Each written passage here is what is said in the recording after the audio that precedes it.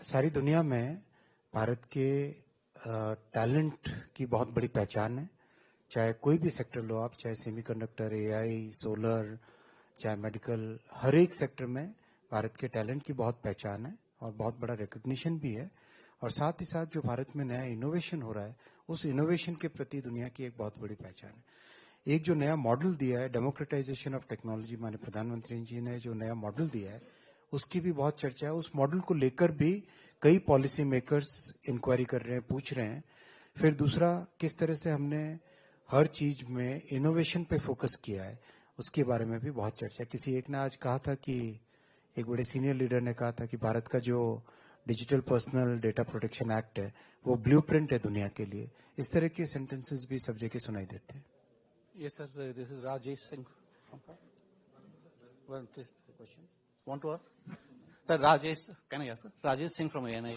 Sir, just say we have democratized UPI and digital infrastructure. Can we see in future, in few years, that AI, Gentech, semiconductor, these also will be democratized and it will be available, especially in the healthcare sector? Definitely. और in fact जिस तरह से भारत ने जो आप सबको जानकारी होगी कि हेल्थ केयर में एक नया प्लेटफॉर्म तैयार हुआ है। उस प्लेटफॉर्म में basically common platform government of India की तरफ से प्रिपेयर हुआ है। उसमें क्लिनिक्स जुड़ते हैं, डॉक्टर्स जुड़ते हैं, फार्मास्यूटिकल कंपनीज जुड़ती हैं, इनोवेटर्स, स्टार्टअप्स जुड़ते हैं, डायग्नोस्टिक्स जुड़ते हैं, और करीब करीब अब तक मेरे ख्याल से 65 करोड़ के आसपास सिटीजन्स जुड़े हैं। तो ये जो मॉडल है, आज इसकी भी एक पैनल में चर्चा हुई थी।